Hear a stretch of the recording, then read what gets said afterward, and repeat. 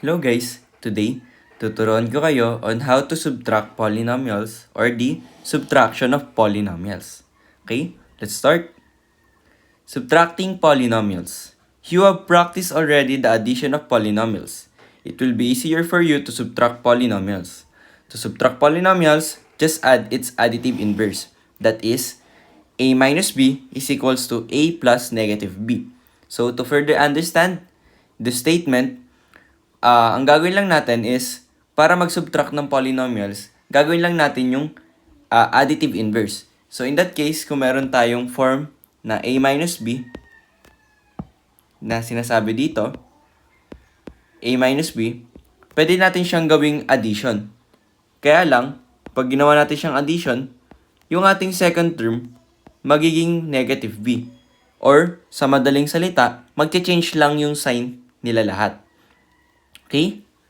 So, to mas further understanding pa nito, okay, para mas maintindihan pa natin siya, we have here examples ulit.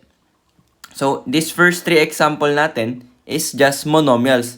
Para pagdating sa mga example natin wherein polynomials na yung nag-i-involve, mas madadalian tayo dahil mamamaster natin kung paano mag-subtract ng polynomials. Okay? And ito lang naman ang tatandaan natin in subtracting yung ating polynomials is its additive inverse. And yung additive inverse naman is just i-add mo yung dalawa instead ng pagsusubtract. Pero, yung second term mo is magiging negative na lahat ng sign nila. So, parang mag-multiply ka lang ng negative sa lahat nung nasa loob or sa lahat ng terms na nasa polynomial natin. Okay? So, for our first example, we have 5x squared minus 3x squared. So, madali lang din ang gagawin natin dito kung paano natin isusubtract yung monomials na ito.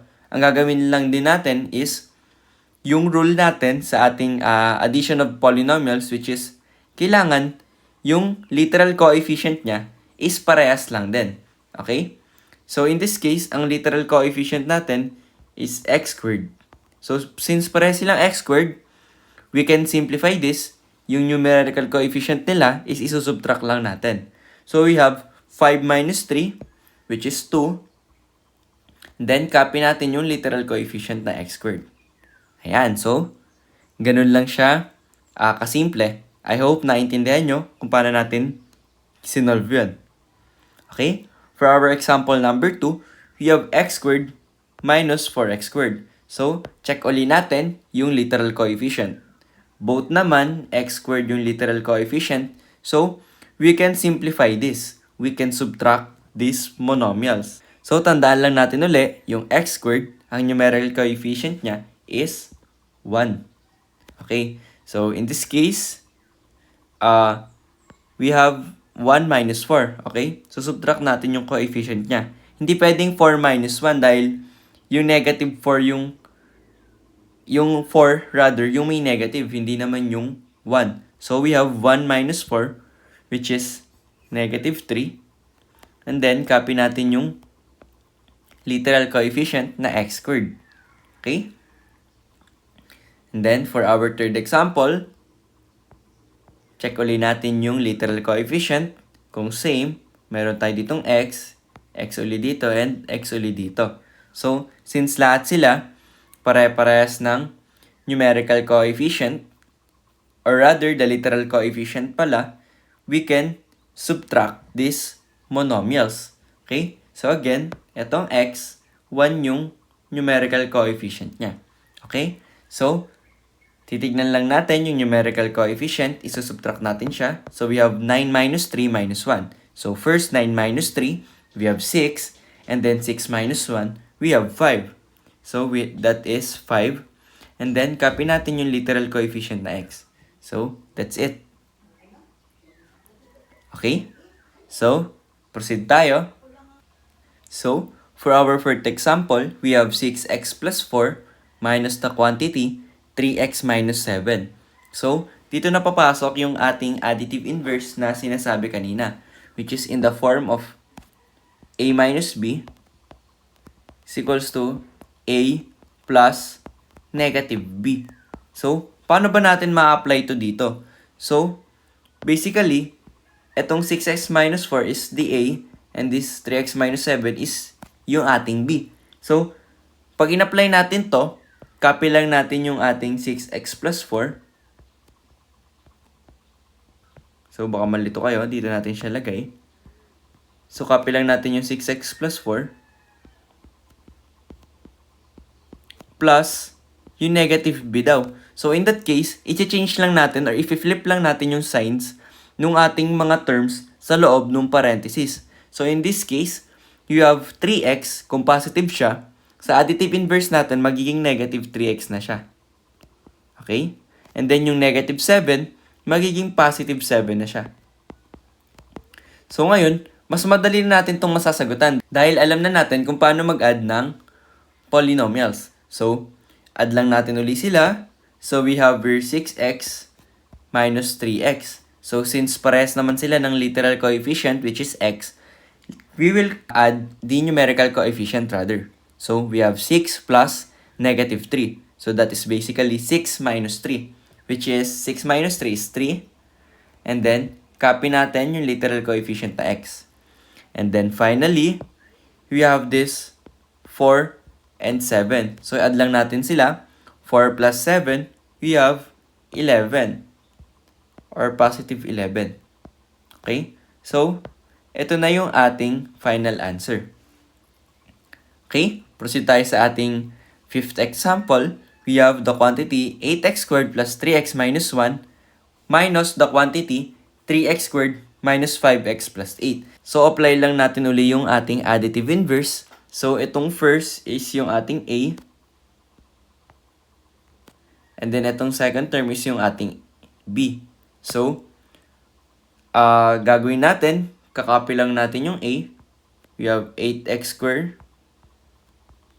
plus 3x minus 1 plus, gagawin natin lahat nung terms na nasa B is i-change lang natin or i-flip yung signs nila. So, yung 3x squared magiging negative 3x squared. Yung negative 5x magiging positive 5x. And then, yung positive 8 magiging negative 8. Okay?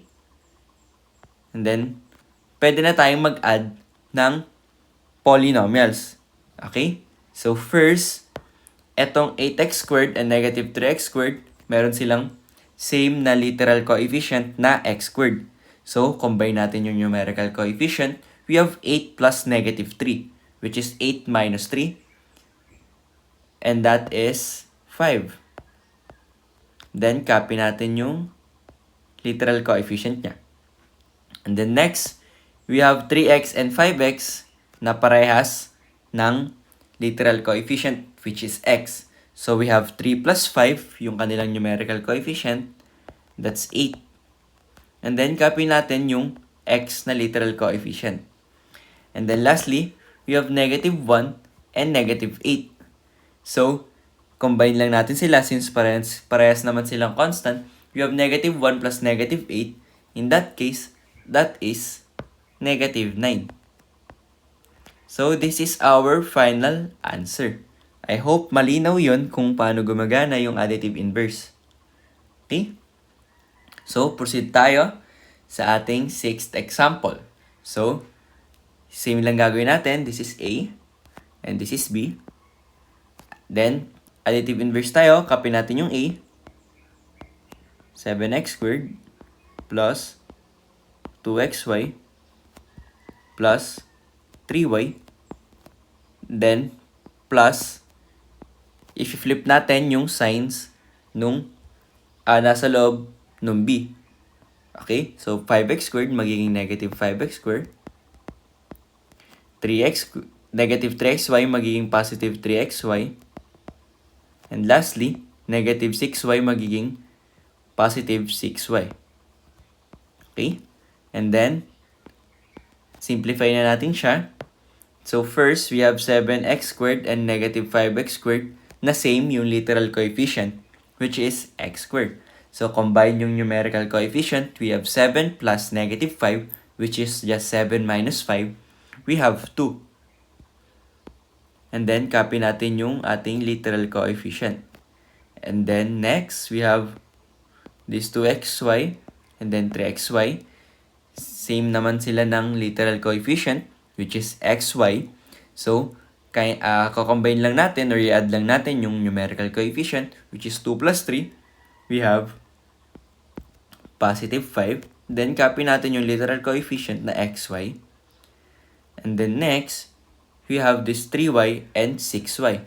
So, same naman sila ng literal coefficient na y. So, add natin yung numerical coefficient, which is 6 plus 3. We have 9. And then, copy natin yung kanilang literal coefficient na y. And then, ito na yung ating final answer. So, ganun lang siya kasimple. Okay? So, for our 7th example, so, hayaan ko kayong sagutan to and comment down in this video yung sagot nyo sa ating polynomial na ito. Okay? Kung nalilito kayo, pwede nyong balikan yung ating mga earlier example kung paano mag-subtract ng polynomial. Kung paano natin i-apply yung additive inverse and then mag-add na lang tayo basically. That's it for our video. I hope may naintindihan kayo sa ating lesson na ito. And kung may katanungan, kindly comment down sa ating comment box or sa ating chat box and then sasagutin natin siya sa mga susunod na araw. So, maraming salamat sa panonood. I hope may naintindihan kayo.